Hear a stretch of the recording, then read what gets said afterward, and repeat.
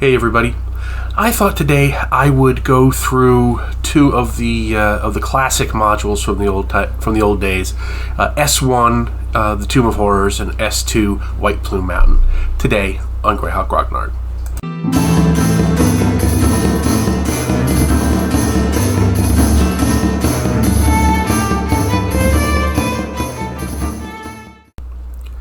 So these two modules. Got Tomb of Horrors and White Plume Mountain. These are two of the classics, right? These are from back in the day, published in 1978 and 79. So they've been around forever. They've been around since the beginning of AD&D. And they're very, very famous. S1 was included in the big art book that Wizards of the Coast released. It had the original version, which was really cool. And I just thought it would be fun to do a retrospective on these two modules. Little history, these were not ever used as tournament modules originally. They were written specifically as adventures to be sold. So they didn't get... obviously they playtested them, but they didn't debut them at a convention. The story goes that Gary Gygax got tired of hearing stories about super players and super characters that were a zillion levels and could do anything and were dripping with magic items. So he wrote Tomb of Horrors so that he could prove such players wrong when he encountered them at conventions. And S2 was just straightforward.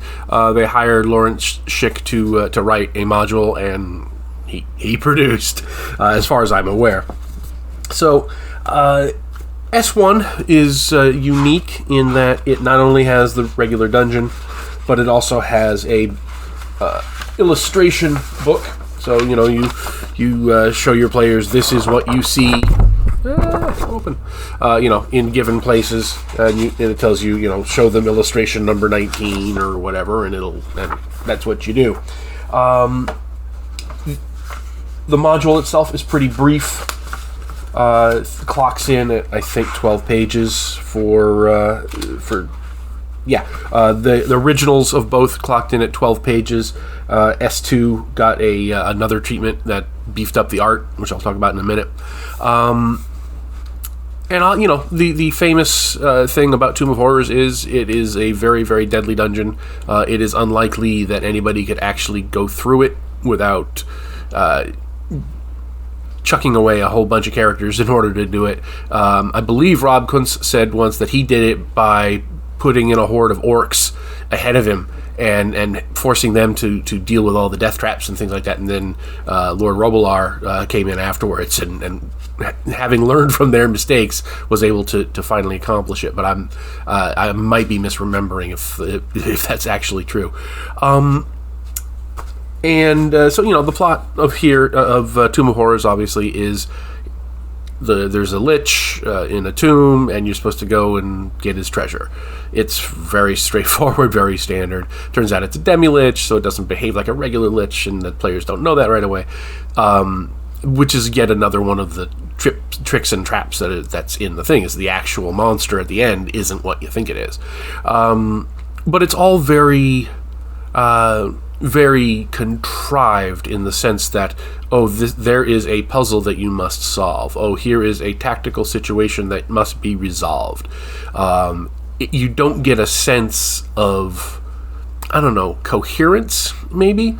It's literally a series of separate encounters that are all very clever, very well presented, very well done, but they don't really give the sense of a coherent whole. You don't feel the sense of dread from Acererak right off the bat, which is kind of also what I feel in White Plume Mountain. Again, it is very well done. It's very well written, and the traps and tricks and encounters are very well designed as encounters. But it does feel disjointed in the sense that it is so obviously, okay, we're going from this encounter where this is the thing we have to overcome to this encounter, and they're all very separate. There's no, something that you did in one encounter doesn't really impact what you do in the next encounter. They're all very what's the word I'm thinking of? They're all set pieces. So you've got that big arena with the manticores and the scorpions and the sea lions and things like that.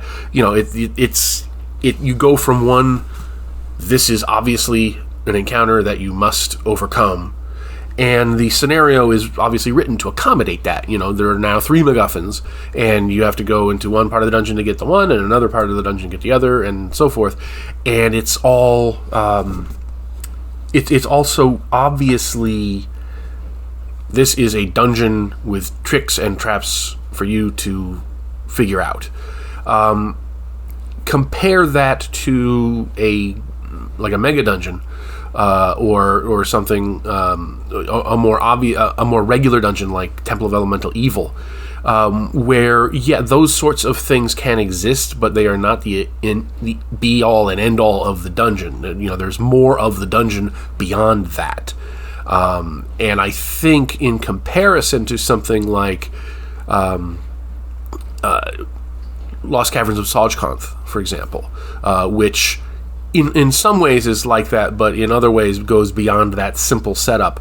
I think these sorts of modules do suffer because they are just so obviously, you could take any one of these encounters, any one of these rooms, take it out of here and plunk it into another dungeon, and you wouldn't know the difference. They don't have that kind of coherence as a dungeon that I come to expect. Now, obviously, in 1978 and 79, these were great. These were amazing and groundbreaking because we were very starved for examples back in the day.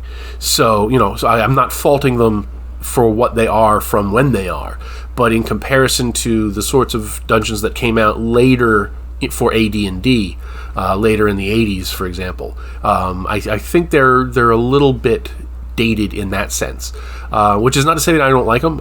I grew up with these modules. I run them at cons. It's not, I'm not dissing them at all, but I do think from a design point of view, they're a little bit primitive in that sense. That it's just so obvious. Room with trap, room with trick, room with weird combat encounter. So, anyway, and the big difference between the original... wrong one. Give me... The big difference between the original of S2 and the reprint of S2 with the color cover is that in the redo, they included 4 pages of additional art. So... that is it. There's no new text. It's literally just a bunch of half-page art pieces, which are good in and of themselves, and they seem thematic, but don't expect that you're getting any additional content beyond the art.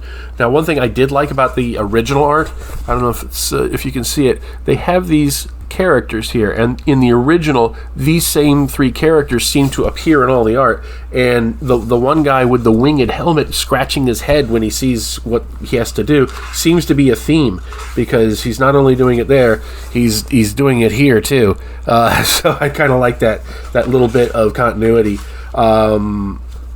And obviously for White Plume Mountain, you've got this wonderfully evocative map that shows you what's going on around it. It doesn't really fit in with the Darlene map that shows where this is supposed to be. But it's got all these wonderful things on it.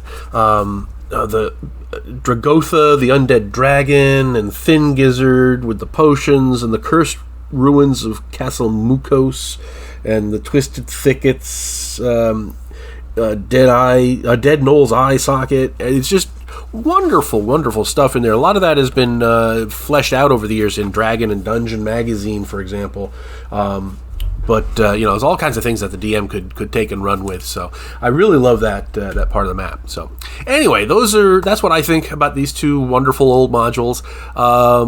let me know in the comments what you think. Do you share my opinion about it? I know some people really hate Tomb of Horrors because it's just designed to kill characters. I'm not one of them, but if you are, chime in. Let me hear what you think. And if you like this video, please hit the like button. Subscribe to the channel. Hit the Patreon. Hit the web store. Let me know that you support what I'm doing here with all this good Greyhawk stuff. And have a great day. And I will talk to you later.